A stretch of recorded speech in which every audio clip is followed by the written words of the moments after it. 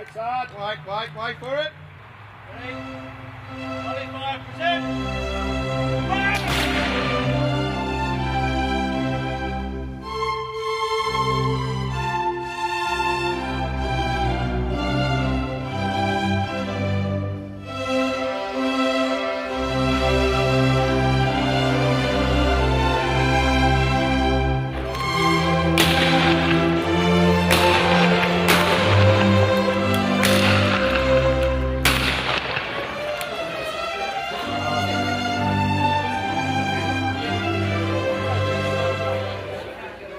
The Swan River colony was occupied by British settlers in 1829. The first three permanent settlements were at Perth, Fremantle and Guildford, with the river serving as the vital transport link between them. Guildford was developed as the inland port, providing access to the agricultural produce from the Swan Valley's rich alluvial soil. Initially it was populated by gentleman farmers settling on the first ribbon land grants fronting the river. The first masonry residence in the colony was built in 1830 for James Henty at his property Stoke Farm near Sandy Beach Reserve. We weren't quite so enlightened in those days, and in 1946 permission was granted for it to be demolished. By July 1831, Guildford needed to expand somewhere as its town lots had run out. Across the river and to the west was a government reserve, and this was selected for a new town site and called West Guildford. From early settlement, West Guildford was an integral part of Guildford. In 1832, Peter Bruin, the first colonial secretary, purchased Henty's Stoke Farm in West Guildford. He named the dwelling Bassendean after the name of his family home in Berwickshire, Scotland. In 1922, this was adopted as the name of our town. A small but powerful group of settlers convinced the governor to bring in convicts. This was to provide cheap labour for private settlers and to construct public infrastructure such as buildings, roads and bridges. By the end of 1868, the population had increased to nearly 23,000. Over 9,500 convicts and about the same number of free migrants were brought to these shores during that period. In the 1850s, West Guildford became a pensioner guard settlement. So who were these pensioners? They were British regular soldiers who had returned home and were retired on a pension granted after 20 years of mostly overseas service or on being disabled. This pension was inadequate to support a married soldier with a family, and so they needed further employment. The British government began recruiting pensioners of good conduct as a part-time paid reserve force to keep public order at home and to free up regular soldiers for overseas duty. Recruited pensioners lived at home and continued in their normal employment, but were liable for call-out in aid of the civil authority and for regular inspection parades. Following the Indian Mutiny in 1857, the British took over the East India Company, including its private army, and many of these soldiers were pensioned off in a rationalisation of both armies. So who were the enrolled pensioner guards that came to Western Australia? An alternative for pensioners was to enrol as an enrolled pensioner guard for 6 months full-time service, serving as a guard on a convict ship to Western Australia and on arrival to remain as a settler. The conditions under which they were recruited for Western Australia included free passage for themselves, their wives and children, employment on full military pay for 6 months, and a land grant in the colony after a further 7 years part-time service, with £15 towards the building of a house. And that was enough to build a decent dwelling, a la our pensioner guard cottage. Mm-hmm. The first 50 pensioner guards arrived here in 1850, many with their families. The last group arrived in 1868, the year transportation of convicts to Western Australia ceased. Following expiry of the full-time 6-month service, the part-time service consisted of 12 days call-out per year. This was generally a monthly parade on a Sunday. Most stayed on in this capacity for 7 years to get title to their allocated land. Due to the housing shortage, it was decided to build houses for pensioner guards on their allotted land, and, subject to them satisfying the conditions of clearing and fencing and remaining for the required service period, they were eventually granted freehold title. Their role was to support the civilian authority and to defend the colony. They did not guard convicts unless they took full-time employment as prison guards, and then only in this capacity. If called upon by the civil authority, payment was to be 2 and 6pence per day, double the regular soldiers' pay, but still a much cheaper option than maintaining a regular force. The last British Army unit in Western Australia was the 14th Regiment of Foot, and they were withdrawn in 1870. They were supposed to have the regulars out of here a lot earlier, but the colonists were really concerned when the Fenians came, and so they kept a unit on for a bit longer, and that was the 14th. After this, defence of the colony rested with the pensioners and local volunteers raised from 1861. On arrival, a further 12 months service was offered to the pensioners, and those who re-enrolled were known as the duty force. They carried out garrison duties, guarded government buildings of a night time, and were the occupants of the barracks at the top of St George's Terrace following its completion in the mid-1860s. I mean, the barracks was quite a revolutionary building in its time. We're talking about 3 floors of multi-residential in the city, and each of the bays that back off those windows is a bedroom, followed by a living room with a fireplace, which exactly replicates the dimensions of the Pensioner Guard Cottage in Bassendean. Others were posted to country areas known as the outstations. Basically, there were a number of Pensioner Guard settlements. One of them was West Guildford. There was one in South Perth, but that didn't last very long because there was no way of getting across the river that was convenient. And there were at places like Claremont, North Fremantle, and dotted around what was the colony in the metro area.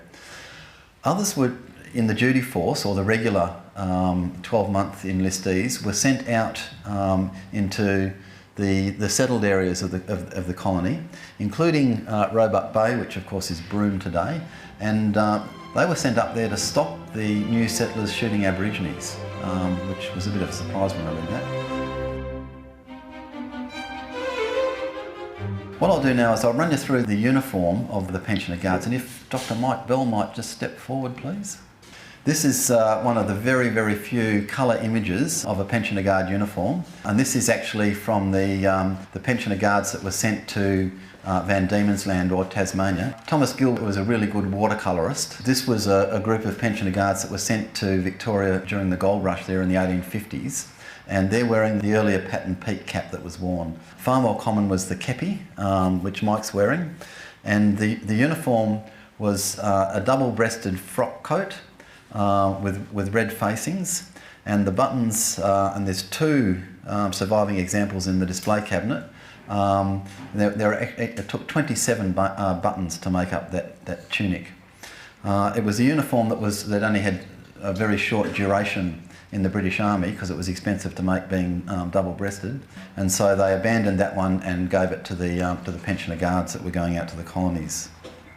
And the kit that's displayed on the screen is also displayed at the back of the room in the showcase, and it's quite remarkable because it's the only known Pensioner Guard belt set left in the world that we know of. There are no others. The National Museum was very keen to get a set of this equipment or to reproduce it because it was the same kit that was worn by the 12th and the 40th Regiments at Eureka in 1854.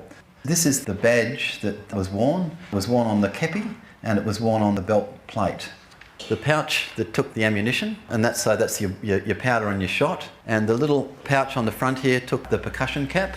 This was your bayonet frog and your bayonet, and this is the musket that came with that kit. So this, what Mike's carrying, is an original Pensioner Guard musket, and that's its kit. So in combination, extraordinarily rare. The enrolled Pensioner Guard was disbanded in 1880, but a small force of 50 was retained as the enrolled guard, and they existed until 1887. They guarded the outside perimeter of Fremantle Prison and Government House in Perth, but that's the only function that they did. Over 1,200 Pensioner Guards came to Western Australia. Most took up employment, some in government positions such as police or prison warders. The wage, service pension and the small remittance as an EPG for the first 7 years meant that they could modestly raise their families. Many pensioners' wives worked as servants or laundresses.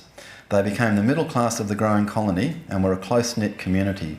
Widows of pensioners often married other pensioners.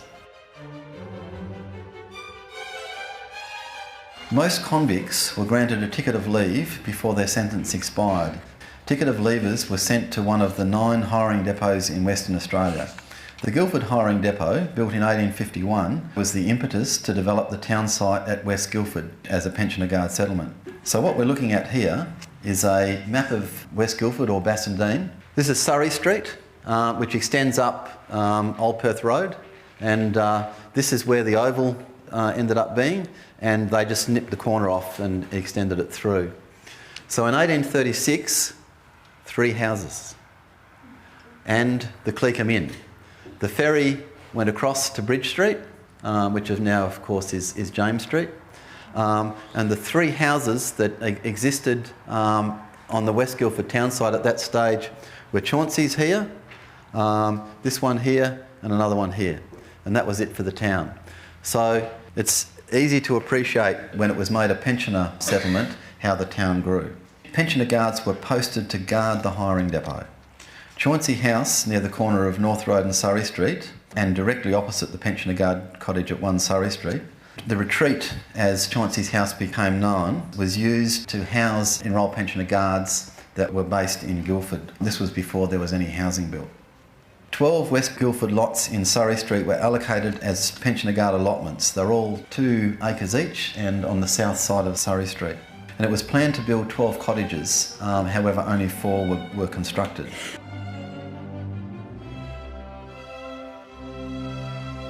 These were built by ticket of leave convicts under the direction of Lieutenant Edmund Duquesne of the Royal Engineers. He was the officer in charge of the small contingent of British sappers and miners, regular soldiers based in Guildford. They were built of locally made bricks that came from 12 chains away, probably with clay from the ridge at Point Reserve. The timber was all pit-sawn jarrah, and the shingle roof was made from split she oak. The brickwork was Flemish bond with lime mortar on brick footings. There were no damp courses, and the floor was also brick. This was on clay soil, so would have been very damp and dank in winter. Each cottage was 2 rooms, being 12 foot by 12 foot externally, so the overall dimensions of the cottage were, in modern terms, 8 metres by 4 metres. The first room had 2 external doors, a window and a fireplace, and was the living room. The second room off this was the single bedroom with a window. The French external doors were added later. In its day, this was considered an acceptable dwelling and cost £15. Additional rooms were built at the occupant's expense.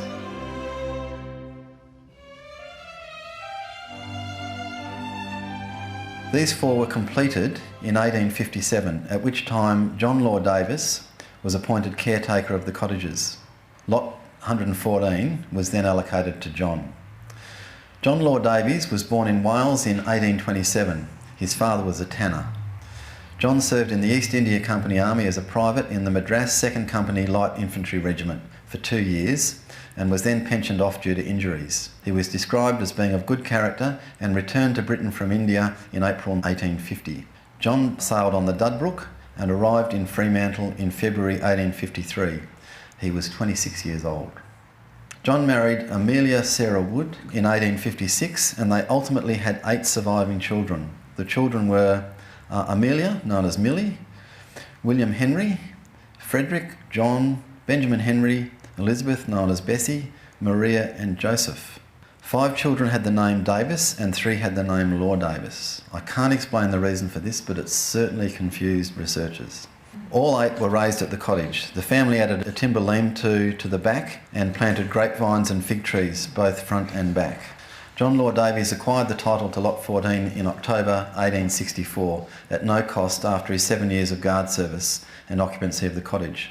The cottage at 1 Surrey Street is the only surviving example of a cottage built for enrolled pensioner guards in the metropolitan area. It's unique. The other 3 cottages and the other land making up the 12 titles were also taken up by pensioner guards. Their stories are told in the interpretive panels in the cottage. John Law Davis died on the 7th of June 1870 at the age of 46, which wasn't uncommon. There wasn't a long lifespan in those days, generally a bit older than that though. Leaving Amelia with 7 children. Son John had died in 1865.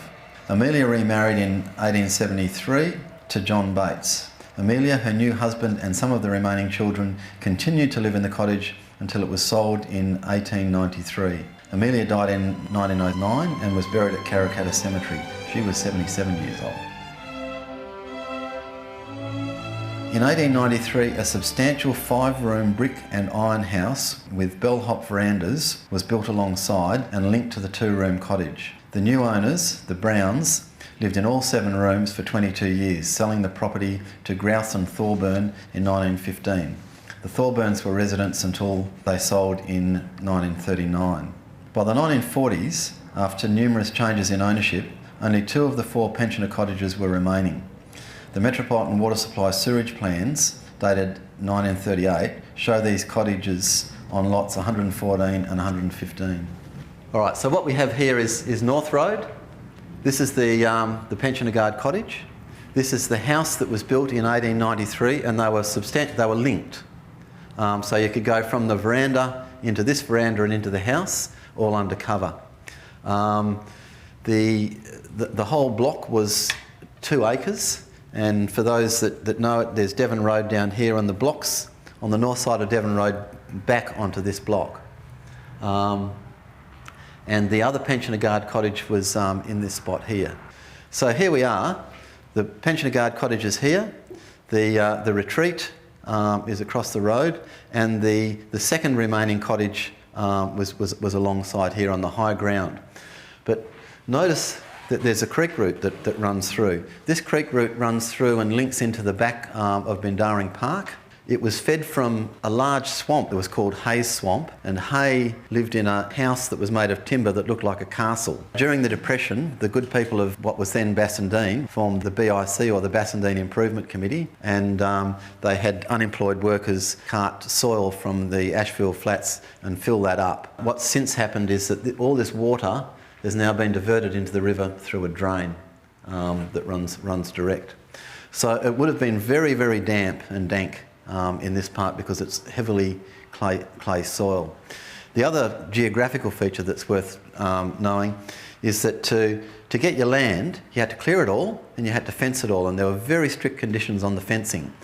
Posts had to be 6 foot tall, 2 foot in the ground, 8 foot apart, 3 cross rails mortared in, so your classic post and rail fence, or 2 cross rails and split picket fencing. What that meant was that the streets were the bush, and so people would walk along people's front yards, and if you had a wagon, you wove your way through the trees to get anywhere. So it's really important that any trees, and there's one remaining flooded gum right on the corner here, they should be kept to help interpret how the town used to be. The clay for the cottages, for the bricks, would have come from this ridge here, 20 chains away. In 1874, Alf Thomas, a member of the West Australian Historical Society and author of A History of Bassendean, noted that the Pensioner Guard cottage on lot 114 was the only one remaining. What we have here is the 1893 house with the bellhop veranda linked to the cottage. There's a picket fence here, obviously not the original split picket fence, but there's a little girl here. I had this photograph at a Bassendean Historical Society meeting one night. One of our members, Merle Gray, said, "That's me." So life goes on. In 1952, subsequent owners constructed extensions to the rear of the main dwelling, and that's the one on the left.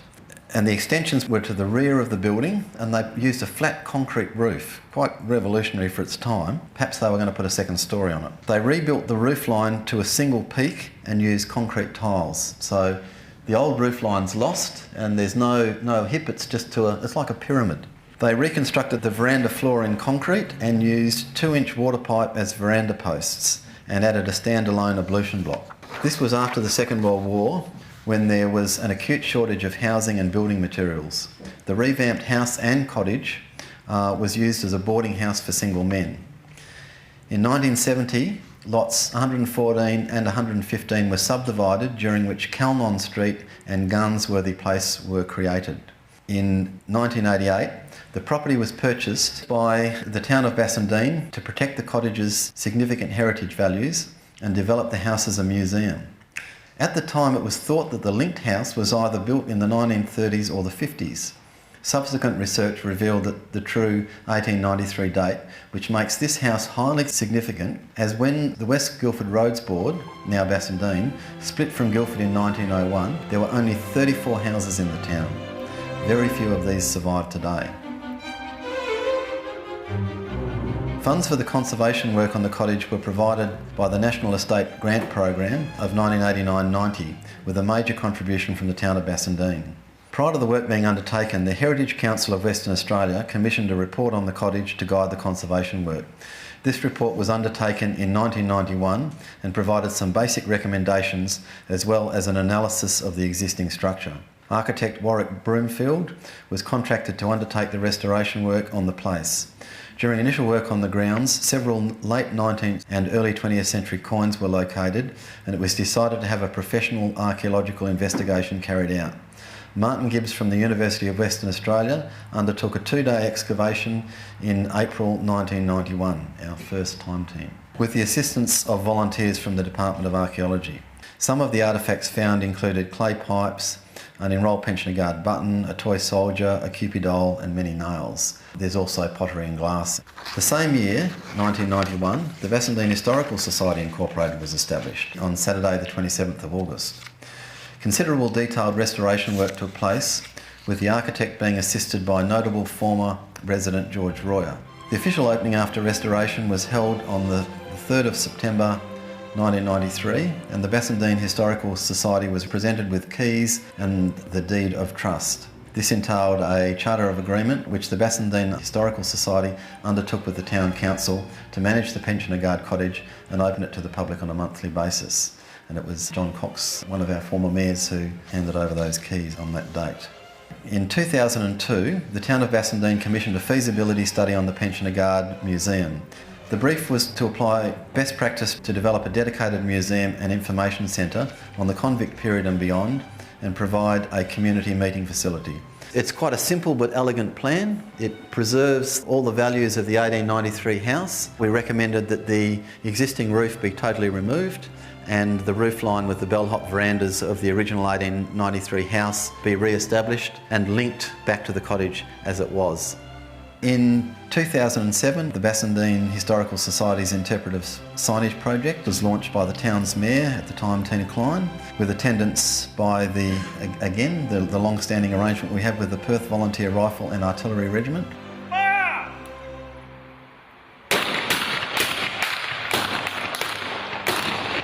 Today the site is recognised as being of national significance and is listed by the National Trust, is on the Register of the National Estate. It's on the Heritage Council of Western Australia's permanent register, which means that it's got legislative teeth which protect it. Being owned by the council is very strong as well. It's listed permanently on the Australian Register of Heritage Places Inventory and is included in the town of Bassendean's Municipal Heritage Inventory and the town's planning scheme.